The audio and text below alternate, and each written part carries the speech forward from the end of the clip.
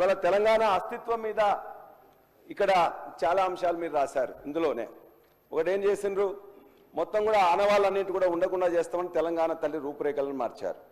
Telangana state TS అని ఉంటే TG అని మార్చారు. ఇవాళ లేటెస్ట్గా గవర్నర్ గారి ప్రసంగం చేసిన రోజునే వాళ్ళు ఇవాళ ఒక ఎడ్యుకేషన్ డిపార్ట్మెంట్ రిలీజ్ చేసింది అధ్యక్ష లోగో. ఆ లోగోలో ఇప్పుడు ఇంతకుముందు ఎప్పుడైతే కాకతీయ కళాతోరణాన్ని చార్మినార్ని తీసేస్తామని చెప్పేసి అంటే ఆనాడు ప్రజలందరూ అదేవిధంగా మేధావులు అందరూ కూడా చెప్తే దాని మీద వెనక్కి తగ్గినట్టు తగ్గింది. కానీ ఇవాళ మరలా దాన్నే ఇవాళ మొత్తం కూడా తెలుగులో కానీ ఇంగ్లీష్లో కానీ మరి రిలీజ్ చేసిన దాంట్లో ఆ రెండు లేకుండానే ఇచ్చారు. అంటే ఇది కావాలని చేసిండ్రా లేకపోతే మొత్తం మార్చాలని చెప్పేసి అనుకున్నారో దయచేసి మీరు ఆలోచించాలి. ఇవాళ కాకతీయ కళాతోరణం కానీ చార్మినార్ కానీ రాజముద్ర నుంచే తొలగించడం ఖచ్చితంగా చారిత్రక ద్రోహం తప్ప మరొకటి కాదు అధ్యక్ష. చేస్తే లోపాయికారిగా గోప్యంగా చేయాల్సిన అవసరం లేదు. ఆనాడు ఈ యొక్క కాకతీయుల మీద గాసుద్దీన్ తుగ్లక్ అని దాడి చేసిండ్రు, ఇవాళ ఈ యొక్క కాంగ్రెస్ ప్రభుత్వం దాడి చేస్తూ ఉన్నది. మేము అడుగుతున్నాం అధ్యక్ష, ఇవాళ ఈ యొక్క నీటిపారుదల విప్లవాన్ని తెలంగాణలో తీసుకొచ్చింది కాకతీయులు. గొలుసుకట్టు చెరువులు కానీ 46,000 చెరువులను నిర్మించింది కూడా వాళ్ళే అధ్యక్ష.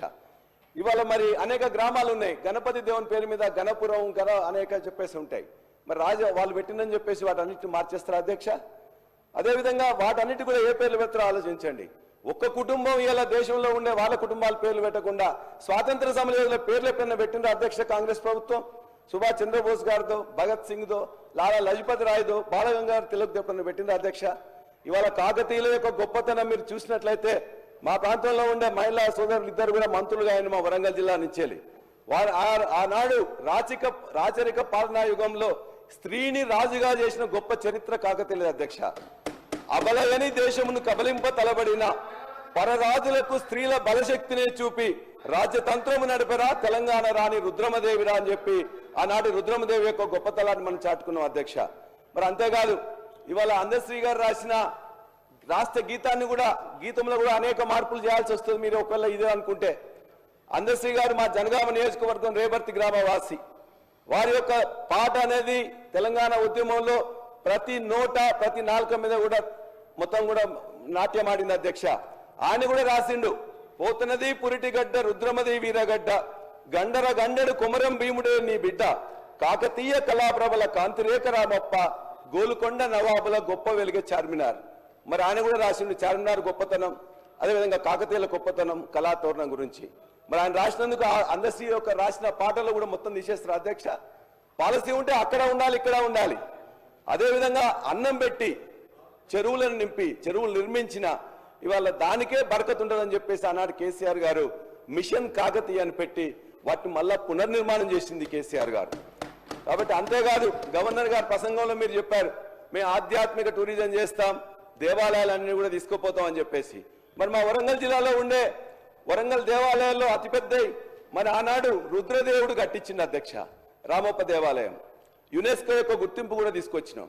మరి కాకతీయులు కట్టించిందని చెప్పేసి ఆ టూరిజం ప్రాక్టీస్ తీసేస్తారా? అది అదేవిధంగా 1000 స్తంభాల గుడి కూడా కట్టించినాం, మరి దాన్ని కూడా తీసేస్తారా?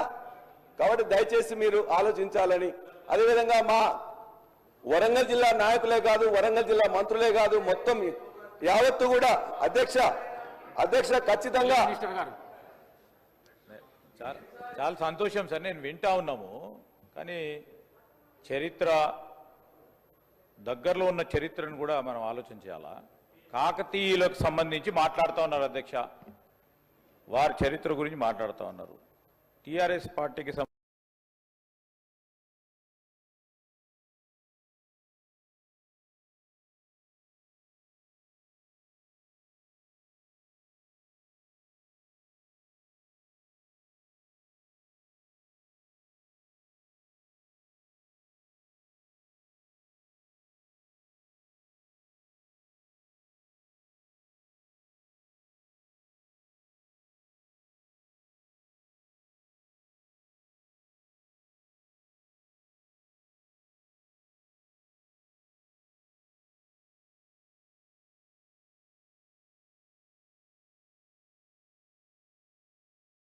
ఖచ్చితంగా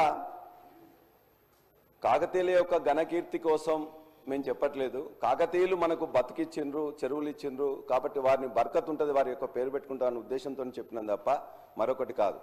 అదేవిధంగా మీరు ఇంకొక మాట కూడా అందులోనే ధన్యవాద ప్రసంగంలో చెప్పారు. ఇవాళ మేము తెలంగాణ తల్లిని మార్చినాం అతి సామాన్యంగా ఉండాలని. చెప్పేవాళ్ళు ఎవరు అధ్యక్ష? అతి సామాన్యంగా ఉండాలంట, నగలు ఉండొద్దంట, వడ్డానం ఉండొద్దా? చెప్పేవాళ్ళు మాత్రం వారి కుటుంబ సభ్యులు మాత్రం నగలు వేసుకుంటారు, వడ్డానాలు వేసుకుంటారు, కోట్ల రూపాయలైన వాచులు పెడతారు, అదేవిధంగా అన్ని చేస్తారు. వారు మాత్రం తెలంగాణ మహిళ చాలా అతి సామాన్యంగా ఉండాలని కోరుకుంటా ఉన్నారు. అంతేకాదు తెలంగాణ తల్లి నుంచి వెళ్ళి బతుకమ్మని వేరు చేయడం అంటే తెలంగాణ బతుకును అవమానం చేయడం తప్ప మరొకటి కాదు. తెలంగాణ తల్లి ఉద్యమాగ్నిలో పుట్టింది.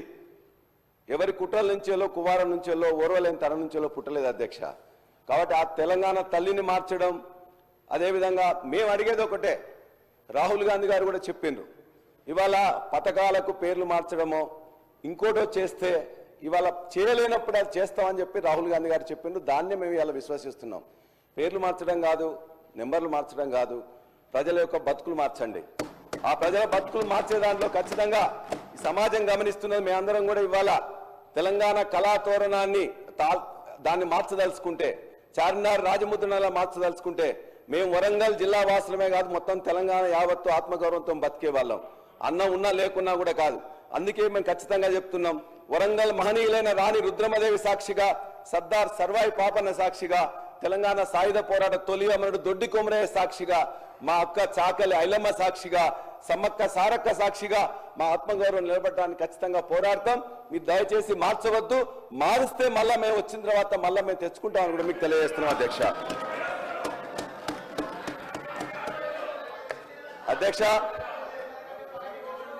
అధ్యక్ష వ్యవసాయ రంగం గురించి చాలా అందులో చెప్పారు.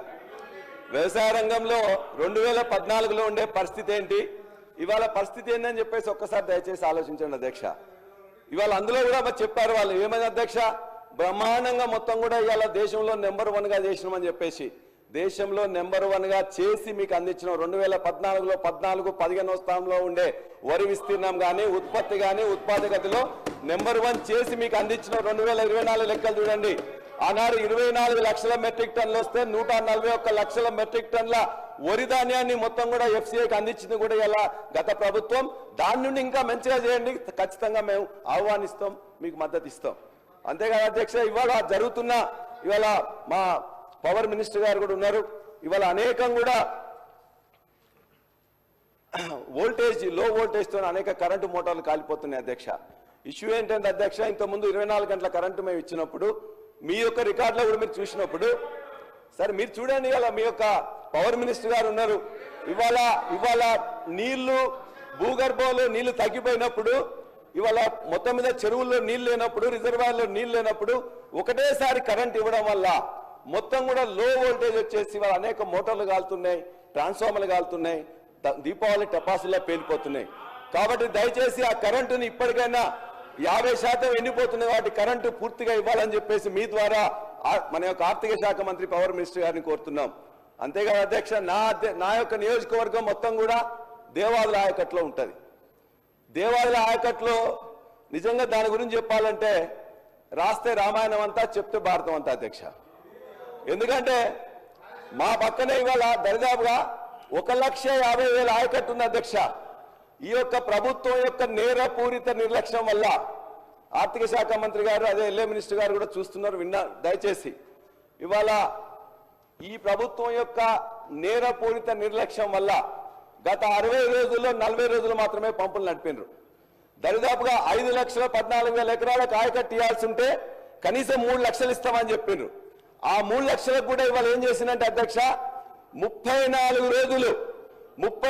రోజులు ఒక 6 కోట్లు 7 కోట్లు పేమెంట్ చేయలేక ఓఎండ్ఎం స్టాఫ్ మొత్తం స్ట్రైక్ చేస్తే ఇలా కింద ఎస్సీ కానీ, డిఈ కానీ, లేకపోతే ఈఎన్సీ కానీ, చివరికి రాహుల్ గోద్రే గారు కూడా ఫోన్ చేసినాం, మినిస్టర్ గారు, ఇరిగేషన్ మినిస్టర్ గారు కూడా ఫోన్ చేస్తే లాస్ట్కి 30 రోజుల తర్వాత 6 కోట్లు ఇచ్చింది అధ్యక్ష.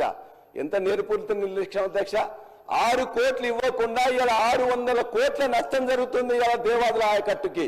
మీరు దయచేసి నేను చెప్పింది తప్పైనట్లయితే ఆ 34 రోజులే కాకుండా ఆ తర్వాత మళ్ళా 3 రోజులు బంద్ అయింది, మళ్ళా ఆ తర్వాత 3 రోజులు బంద్ అయింది, నా ప్రాంతంలో ఉండే కదా తపాస్పల్లి మొట్టమొదటిసారిగా 10 ఏళ్లలో 2 పంటలు ఇచ్చింది కదా మొట్టమొదటిసారిగా ఎండిపోయింది. ఓ దిక్కున తపాస్పల్లికి నీళ్లు రావడానికే రావు. మా పక్కన బీర్లాయిలే గారు వస్తారు. బీర్లాయిలే గారు వచ్చేసి వారికి దాని కింద ఆయకట్టు ఉండదు, కాలువలు ఉండయి. కానీ మొత్తం కూడా వాళ్ళంతా నాయకులను తీసుకొచ్చి అన్న తపాస్పల్లి మొత్తం మాకే రావాలి, ఇటు కేసీఆర్ గారు తీసుకోపోతుంది, హరీష్ గారు తీసుకోపోతున్నారు అంటున్నారు. అసలు అక్కడ నీళ్ళే లేవు. నీళ్ళు రాకపోవడానికి అలా ఓఎండే 34 రోజులు స్ట్రైక్ చేసింది. అదేవిధంగా కింద గండి రామారావు గారికి స్టేషన్ కనుపూర్ ఎమ్మెల్యే వస్తారు, ఆడ ఆయకట్టు ప్రతిపాదిత లేదు, ఏం లేదు, మేము తీసుకోపోతాం అంటారు. అసలు నీళ్లు మోటార్లు బంద్ అయితే ఓఎండ్ఎం స్టాఫ్ స్ట్రైక్ చేస్తే ఇవాళ అధికారులు ఏం చేస్తున్నారు, ప్రభుత్వం ఏం చేస్తుంది? చీమ కుట్టినట్టు లేకుండా ఇలా 600 కోట్ల నష్టం జరిగిన ఈ ప్రభుత్వానికి చీమ కుట్టినట్టయినా ఉందని అడుగుతున్నా. నేను చెప్పేది అబద్ధం అయితే ఇలా ఈ యొక్క మీ అందరి సాక్షిగా నా ముక్కు నెలకు రాస్తా. 34 రోజులు 6 కోట్లు ఇవ్వలేక ఇవాళ చేసిందంటే ఇది చేతగాని ప్రభుత్వం అనాలా ఏమనాలో చెప్పాలి అధ్యక్ష. చాలా బాధ అధ్యక్ష. అంతేకాదు అధ్యక్ష, ఇవాళ ఇదే పరిస్థితి మొత్తం రాష్ట్రం మొత్తం మీద కూడా ఉంది అధ్యక్ష. మళ్ళీ చెప్తారు వ్యవసాయ రంగంలో మేము బాగా చేసినామని చెప్పేసి మా రామచంద్రని ఇంతకుముందే మాట్లాడి చెప్తున్నాడు. అధ్యక్ష, భారతదేశంలో కానీ ప్రపంచంలో కానీ ఎప్పుడు ఎవరు వ్యవసాయానికి పెట్టుబడి ఇవ్వాలని ఆలోచించారు అధ్యక్ష. ఒక కేసీఆర్ గారే ఆలోచించి 72 లక్షల మంది రైతులకి 80,000 కోట్ల రూపాయలని 12 విడతల్లో ఇచ్చిండ్రు అధ్యక్ష. మీరు కూడా చెప్పిండ్రు. మీరు అప్పుడు ఏమన్నారు? మేమన్నా పిచ్చోళ్ళమా, ఎడ్డోళ్ళమా, మేము ఇయ్యమా? మేము కూడా ఖచ్చితంగా ఇస్తామని చెప్పిండ్రు. మేము సంతోషం అనుకున్నాం. అర్రాజు పెట్టినట్టే పెట్టిండ్రు. 10,000 కాదు మేము 15,000 ఇస్తామని చెప్పిండ్రు. ఏమైంది అధ్యక్ష? పోయిన వానకాలం ఇవ్వలే, ఈ యాసంగి ఇవ్వలే, ఆ వానకాలం ఇప్పుడే మొదలు పెట్టిండ్రు. ఇంతవరకు ఇవ్వలే అధ్యక్ష. 7,500 ఎకరానికి రావాల్సింది గత 7,500, 7,500 అంతకుముందు ఇస్తానే కూడా ఇవ్వలే. తప్పనిసరిగా ఇవ్వాలని చెప్పేసి మీ ద్వారా ఈ ప్రభుత్వాన్ని నేను కోరుతున్నా అధ్యక్ష. అదేవిధంగా గతంలో నీటి తీరువారు రద్దు చేసి ప్రతి రిజర్వాయర్ నింపి ప్రతి చెరువును కూడా నింపినాం అధ్యక్ష. ఇవాళ మా జనగామలో ఉండే అన్ని రిజర్వాయర్లు తపాస్పల్లి కానీ, గండిరామారం కానీ, బొమ్మకూరు కానీ, ఇవాళ కన్నెపోయినగూడెం కానీ, లక్నూరు కానీ మొత్తం రిజర్వాయర్లు ఎండిపోయినాం అధ్యక్ష. మేము అడిగినాం, మరి దేవాలయంలో నీళ్ళు వస్తున్నాయి కదా, ఫస్ట్ ఫేజ్ సెకండ్ ఫేజ్ అయిపోయింది, మరి ఇప్పుడు థర్డ్ ఫేజ్ కూడా మొత్తం కూడా నిర్మాణం అయిపోయింది, ఏం చేస్తారని అంటే ముఖ్యమంత్రి గారు వస్తున్నారు, ముఖ్యమంత్రి గారు రాగానే మొత్తం కూడా థర్డ్ ఫేజ్ కూడా బటన్ ఆన్ చేస్తాం, అప్పుడు మీకు ఇవేగా సరిపోయేది. ఈ యొక్క ఫస్ట్ ఫేజ్ సెకండ్ ఫేజ్ తర్వాత 350 క్యూసెక్లు 500 క్యూసెక్లు వస్తున్నాయి. 1800 క్యూసెక్లను ముఖ్యమంత్రి గారు వచ్చి ఇమ్మీడియట్ గా బటన్ ఆన్ చేస్తారని చెప్పేసి మిగతా పంపులను కూడా ఆన్ చేయాలి అధ్యక్ష. సంతోషం. ముఖ్యమంత్రి గారు రేపు స్టేషన్ కనుపూర్ నియోజకవర్గానికి వస్తున్నారు. అది మొత్తం కూడా దేవాదుల ప్రాంతం. ఆ దేవాదుల ప్రాంతానికి ఇమ్మీడియట్ గా వారు ఆన్ చేసి ఇప్పటికే 50% ఎండిపోయిన పంటలకు నీళ్లు ఇవ్వాలని కోరుతున్నాం. ఆ పంటలు నష్టపోయిన వారికి ఉన్నట్లయితే కాంగ్రెస్ ప్రభుత్వం ఇంతకుముందే చెప్పింది. ఏమని చెప్పిండ్రు? మేము ఖచ్చితంగా